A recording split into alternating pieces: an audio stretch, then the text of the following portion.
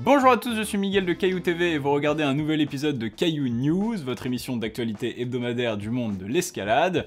Et cette semaine, pas de changement de décor, mais comme vous le voyez, un petit changement d'angle de caméra. Voilà, je teste toujours 2-3 petits trucs pour essayer d'améliorer mon image, alors n'hésitez pas à me dire en commentaire si ça vous plaît. En attendant, côté news, on va aller du côté de Dallas aux États-Unis où se déroulait la fin des championnats du monde jeunes 2022 et notamment les épreuves de difficulté. On ira ensuite à Koper en Slovénie où se déroulait la 5e étape de Coupe du Monde de difficulté toujours, et le moins qu'on puisse dire c'est que les résultats ont été surprenants. Enfin, on terminera avec une nouveauté de l'émission. Nous avons eu le plaisir de recevoir Antoine Girard qui va nous parler de son enchaînement de blog The Finish Line qu'il a réalisé en Afrique du Sud à Rockland la semaine dernière. On est parti! News numéro 2, la semaine dernière se terminaient les championnats du monde jeunes 2022 à Dallas avec de la difficulté, et si là encore je ne résumerai pas tout, on va s'intéresser à deux catégories qui ont vu nos Français briller. Les U16 féminins où l'on retrouve Mej Lerondelle en finale, et les U16 masculins avec Max Berton. Et hasard de la programmation, il s'est avéré que nos Français, tous deux arrivés premiers de leur demi-finale, passeraient en simultané sur leur tracé, histoire d'ajouter une dose d'ambiance. Dans les deux cas, la pression mise par les concurrents est la même. Du côté des femmes, la coréenne Kim Chae-young est tombée juste avant le top, en valorisant même la dernière prise. Mais je dois donc impérativement toper la voie ou tomber sur ce même mouvement pour l'emporter. Après de très bons résultats cette année et notamment une première 3e place au championnat d'Europe d'Augsbourg, Max lui arrivait à Dallas avec de l'ambition et la voie n'est pas plus dégagée puisque le tchèque Lukas Mokrolowski et le japonais Riku Ishihara ont tous deux frôlé le top en tombant sur l'avant-dernière prise. Nos deux Français s'élancent alors, et Mej est la première à arriver proche du top. Il ne lui reste plus qu'une petite traversée sur réglette à effectuer pour rallier le top. Elle est déjà assurée de la médaille d'argent. Elle met la main sur le cratère précédant le top, mais commence à prendre le ballon. Elle se jettera dans un dernier espoir, mais les juges ne lui attribueront pas la valorisation de la prise, et elle finira juste derrière sa concurrente à la médaille d'argent. Pendant ce temps-là, Max Berton arrive dans la dernière partie de la voie et réussit à matcher le gros module jaune qui aura fait tomber ses deux plus proches poursuivants. Il top même la voie pour la forme et est le nouveau champion du monde U16 de la difficulté. On ne manquera pas de féliciter nos deux jeunes espoirs. News numéro 2, ce week-end se déroulait la 5e étape de Coupe du Monde de difficulté de l'année et après les championnats d'Europe de Munich, beaucoup d'athlètes avaient fait l'impasse sur la compétition. On parlera notamment d'Ada Mondra, Stefano Ghisolfi ou Jakob Schubert, tous les trois en séjour à Flatanger en Norvège pour casser du caillou, mais aussi en équipe de France avec les absences de Mejdi Schalk, Paul Jenf, Oriane Berton ou encore Fanny Gibert. Malgré cela, il y avait du spectacle, mais aussi des nouveautés. On notera notamment une nouvelle animation du tracé de la voie sans les prises, ce qui me semble à peu près aussi utile qu'une chaussure pour un cul-de-jatte, mais passons. On a aussi le droit à de nouvelles salutations face-cam ultra gênantes pour présenter les athlètes, mais nous ne sommes pas là pour ça, alors place à la compétition. Et on démarre avec la finale homme et une première question. Est-ce que vous savez comment on sait qu'on est de retour en Coupe du Monde ? Eh bien, il y a des Japonais, et beaucoup de Japonais. En finale, on retrouve Satone Yoshida, Teisei Oma, le bloqueur Yoshiyuki Ogata et le très jeune Ao Yorikusa pour une domination nationale. Mais heureusement, ils ne sont pas les seuls et sont accompagnés par le champion olympique en titre Alberto Rines Lopez, l'allemand Yannick Floé, le slovène Luka Potočar très en forme cette année et le suisse Sacha Lehmann. Le premier à s'élancer n'est autre que Satone Yoshida avec un petit départ dynamique pour commencer. Le japonais passe la première section puis arrive sur des genres de pinces en bitexture rouge très mauvaise et tombe sur la prise 17. C'est ensuite Teisei Oma qui s'élance, le japonais de 22 ans qui a littéralement explosé cette année, atteint la marque de son compatriote et prend même le luxe de s'y reposer avant de sortir de la section, mais après cela c'est assez flou. Le japonais semble convaincu par la bêta à adopter et choisit un jeté pour atteindre 2 macros en compression qu'il rate malheureusement. Il est suivi par Alberto Rines Lopez à qui cette deuxième section rouge semble aussi donner du fil à retordre. Il arrive alors au même niveau que Teisei et même s'il paraîtra un peu plus proche de réussir son jeté, ce sera un deuxième échec. C'est alors Yoshiyuki Ogata, le troisième japonais qui commence à grimper. Pas spécialiste de la discipline, il participe pourtant à sa deuxième finale de difficulté cette année, mais montre quelques lacunes. Sur la fin de la section rouge, il s'en mêle un mouvement a priori anodin pour les autres grimpeurs et finit par tomber quelques mouvements avant ses deux prédécesseurs. Arrive alors le tour du Suisse Sascha Lehmann, 9ème en difficulté à Munich. Il est un habitué des finales mais rarement du podium, et pourtant il va prendre une option dessus. Il grimpe jusqu'au jeté, saute et le réussit. Malheureusement il tombera sur le mouvement d'après mais peut espérer gros après cette performance. Il reste maintenant 3 grimpeurs à passer, on joue donc le podium pour Luka Potočar qui sait ce qu'il doit faire. Le Slovène ne se démonte pas et arrive lui aussi à enchaîner le jump. Il se permet même un repos avec une contrepointe de l'espace et harangue le public. Il atteint ensuite la marque de Sascha et tombe sur le même mouvement mais prend la première place grâce à son classement en demi. C'est ensuite l'Allemand Yannick Flohe qui prend sa chance. Il commence par changer complètement la bêta dans la zone rouge avant de réussir le jeté avec une facilité déconcertante. Mais alors qu'on le croit s'envoler vers la première place, il tombe en allant chercher la première prise et ne prend que la 3ème place qui ne lui assure même pas la médaille. Le dernier à passer n'est autre que le jeune Ao Yorikusa, 19 ans et déjà une 2ème place en Coupe du Monde cette année à Innsbruck. Il tente ici de conquérir sa première médaille d'or en senior, il grimpe alors jusqu'au jeté, prend son élan, pose la main droite mais sa main gauche glisse, il ne peut se rattraper et c'est finalement Luka Potočar qui, à 20 ans et à domicile, remporte sa première médaille d'or en carrière dans une ambiance de folie. Chez les femmes, sa compatriote ultra favorite Janja Garnbret essaiera évidemment de l'imiter, mais l'autre Slovène Mia Krumple rêve aussi de cette médaille d'or, tout comme la française Hélène Janicot qui n'avait plus participé à une finale de Coupe du Monde depuis 2018. Avec elle, on retrouve les américaines Brooke Raboutou et Natalia Grossman qui se sont évidemment bien occupées pendant les championnats d'Europe. L'autrichienne Jessica Pils est également présente, tout comme la japonaise Chae Yoon-se, mais aussi la japonaise Ai Mori que l'on n'avait plus revue en compétition depuis 2019, alors qu'elle avait obtenu ses premiers podiums en Coupe du Monde à seulement 15 ans. Et dernière qualifiée, c'est Hélène Janicot qui s'élance la première. La française semble bien se débrouiller, mais elle zippe du pied très tôt à la sortie de la première section alors qu'elle tient de la main droite sur une mauvaise pocket. Elle réussit à se maintenir, mais ne réussira pas son prochain mouvement après cette grosse dépense d'énergie. C'est ensuite au tour de Natalia Grossman de passer, l'américaine grimpe comme à son habitude, avec un sourire que même la fin du monde ne semblerait pouvoir effacer. Moins grande qu'Hélène, elle rencontre tout de même quelques difficultés sur un mouvement de la première section, mais dépasse facilement la française. La séquence suivante semble très physique, avec un module jaune et bleu très déversant à passer, puis des plats assez durs à tenir, et Natalia tombe au bout de quelques mouvements. C'est alors à la première des deux Slovènes de passer, Mia Krumple dépasse elle aussi notre française, puis semble toute proche de réussir là où Natalia avait échoué, restant une seconde en compression sur 2 macros jaunes et bleus, mais tombe finalement.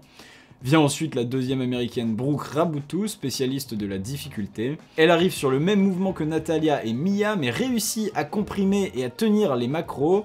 Elle pose son talon sur celui de droite, et après un clipage de dégaine en s'aidant de la jambe, elle tombera malheureusement sans réussir à se relever sur son talon. Après la pause à la moitié de la finale, c'est l'Autrichienne Jessica Pils qui est la première à partir. Elle atteint le gros module jaune, mais rate aussi le jump, décidément véritable crux de la voie. Elle est suivie par Chae Yoon-se, la coréenne atteint elle aussi le jump et le réussit, du moins c'est ce qu'on croit, mais dans la seconde suivante elle rate son placement de contrepointe et tombe sans atteindre la marque de Brooke. C'est alors au tour de la jeune Ai Mori de s'élancer, 18 ans, 5 finales sur 6 coupes du monde et déjà un podium. La japonaise a un vrai coup à jouer ce soir.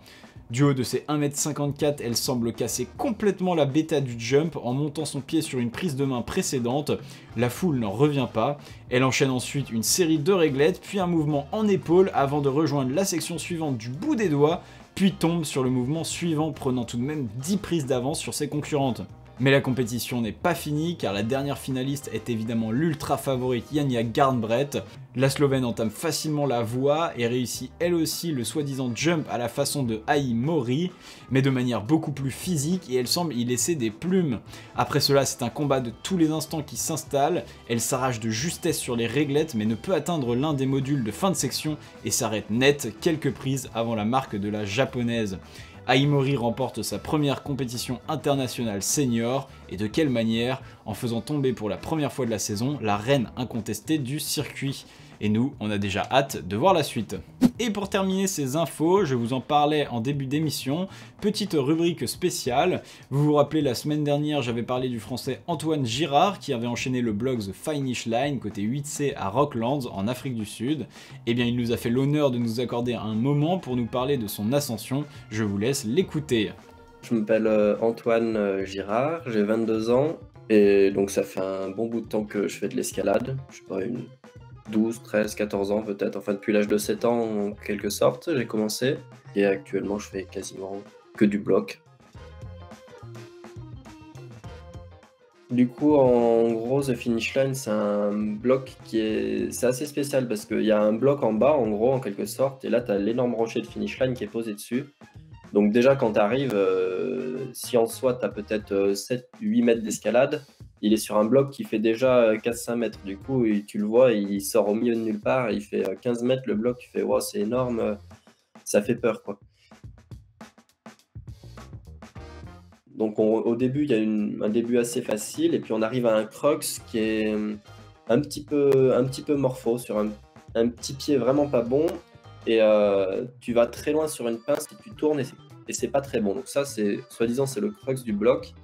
Et moi, ça faisait 4 séances que je tombais après ce crux où j'avais mis 5 essais à tomber au-dessus, et je me dis waouh, c'est censé être le crux du bloc. Il y a plein de gens qui te disent une fois que tu as fait ça, c'est fini, mais c'est pas du tout fini, c'est super dur en fait. Après, à la corde, ça change complètement l'aperçu du truc, c'est beaucoup plus dur.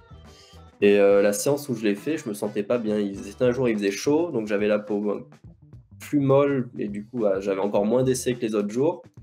Et au final, j'ai mis des essais, et puis au deuxième essai, je crois, je passe le crux, et puis j'arrive à faire la suite, que j'avais vraiment beaucoup travaillé, parce que j'en avais marre de tomber à l'après, donc j'avais passé peut-être 1 heure à répéter le move avec plusieurs méthodes différentes, en me disant, bon, en fonction de comment j'arrive, si j'arrive bien ou mal sur la prise, j'essaierai telle ou telle méthode. Et je pense que le fait d'avoir fait ça, ça m'avait peut-être un peu fatigué, mais du coup, je suis arrivé après, et en fait, du coup, j'ai réussi le move en partant du bas. Et l'autre petit aspect qui m'a fait penser que j'avais réussi ce coup-là, c'est que comme il faisait plus chaud, toutes les prises du bloc ont vraiment beaucoup de grains, sauf la main gauche du crux. Et le fait d'avoir la peau très dure, de moment tu la tiens et elle te saute des mains sans rien comprendre. Et là, le fait d'avoir la peau plus chaude, j'avais peut-être plus de sensations sur la main gauche. Et du coup, enfin vraiment, je me suis dit, là tu la tiens, là tu vas réussir, et hop, ça a fonctionné. Et après, donc je me suis retrouvé dans le début du 7C, on va dire, dans les 4 derniers mètres, et je me suis dit, bon là, ouf, c'est la première fois que t'es sans la corde, faut y arriver. Et là, plus je montais, plus j'avais une montée d'adrénaline, c'était assez incroyable. Enfin, tout mon corps, il tremblait, je me suis dit, mais j'arrive même plus à viser les pieds, c'était complètement ouf, j'avais tout mon corps qui tremblait, j'arrivais plus à... Enfin, tout passait, je sais pas, tout passait hyper lentement, c'était assez spécial la sensation, et hop, donc je suis arrivé en haut du bloc.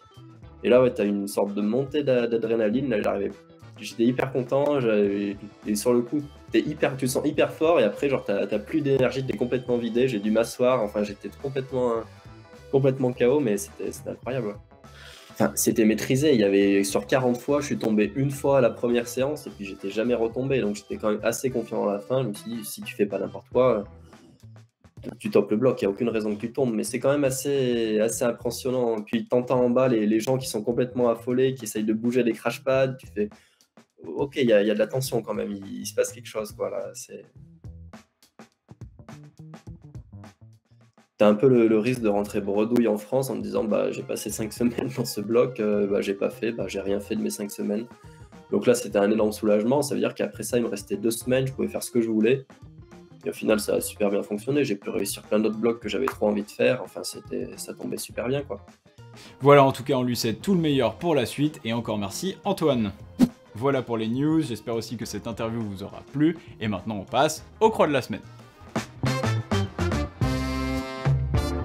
Nouveau baptême du 9e degré pour l'allemand Maxi Karrer avec Der Heilige Gral sur le secteur de Colosseum en Allemagne. Après 10 séances, le local a pu venir à bout de la voie avec une petite frayeur sur la fin qui lui aura demandé une vraie bataille mentale. C'est donc sa première voie dans le 9A après seulement 2 8C+. On lui souhaite la même vitesse de progression jusqu'au degré supérieur. Direction le Canada où l'américain Jonathan Siegrist enchaîne Squamish Quest 9A, une voie de 35 mètres sur ce qui serait d'après lui le meilleur granit du monde, rien que ça. Ce projet lui aura demandé plusieurs sessions à cause notamment de mauvaises conditions climatiques. Il reste encore quelques temps en Colombie-Britannique avec des projets en trad et en quen qui, on l'espère, seront d'envergure à passer dans l'émission. Et c'est une nouvelle First Ascent pour le falaisiste canadien Joe Skopech après plus d'1 an de travail sur Mikers qu'il propose 9A, et ce n'est pas banal puisque ce serait son baptême du 9e degré. En effet, le grimpeur annonce cette cotation sur le simple fait qu'elle est beaucoup plus dure que tous les 8C+, qu'il ait pu essayer, plutôt logique finalement. Et c'est sur le site de Gravere en Italie que le falaisiste Marcelo Bombardi enchaîne TCT 9A. Il n'en est pas à son coup d'essai dans la cotation puisqu'il s'agit déjà de sa 7e réalisation dans cette difficulté. Il précise d'ailleurs qu'il avait l'impression de grimper en salle et qu'une prise ayant dû être redessinée car précédemment cassée pourrait faire évoluer la côte vers le 8C+/9A. Affaire à suivre. On parlait d'Alexander Orr il y a 2 semaines pour la répétition du premier palier de Change à Flatanger, et bien c'est maintenant en Suisse qu'il réalise la First Ascent d'Oblivion, un lien entre les voies Alpenbitter et Reynardo Rules sur le secteur de Grimmerwald qu'il propose 9A, à savoir qu'Alpenbitter et Reynardo Rules sont déjà cotés respectivement 9A et 8C, ce qui pourrait à l'avenir faire évoluer la cotation de cette nouvelle voie vers le haut. C'est au tour de Jorge Diaz-Rullo de revenir dans l'émission avec l'enchaînement d'Out of Time 9A en Espagne sur le secteur de la Pedriza à Madrid. En échec sur son projet de l'été Bibliographie, le falaisiste espagnol décrit la voie en 3 parties distinctes avec une sur mono, des réglettes et un mouvement dynamique avant une dernière section en rési. En quelques mots, de quoi s'amuser. Et voilà, cet épisode de Caillou News est maintenant terminé. Comme d'habitude, j'espère qu'il vous aura plu. J'espère que vous avez apprécié ce nouveau format d'interview. On va essayer un petit peu de se rôder dessus. De mon côté, je vous invite à liker la vidéo pour nous soutenir, à mettre un commentaire si le cœur vous en dit, et à vous abonner à la chaîne si ce n'est pas déjà fait. Je vous invite aussi à vous abonner à mon compte Instagram, @caillouescalade. J'y publie régulièrement du contenu communautaire sur le monde de la grimpe et du contenu un peu décalé, des mèmes, des facts, etc. Et en attendant, je vous dis à la prochaine. Tchuss!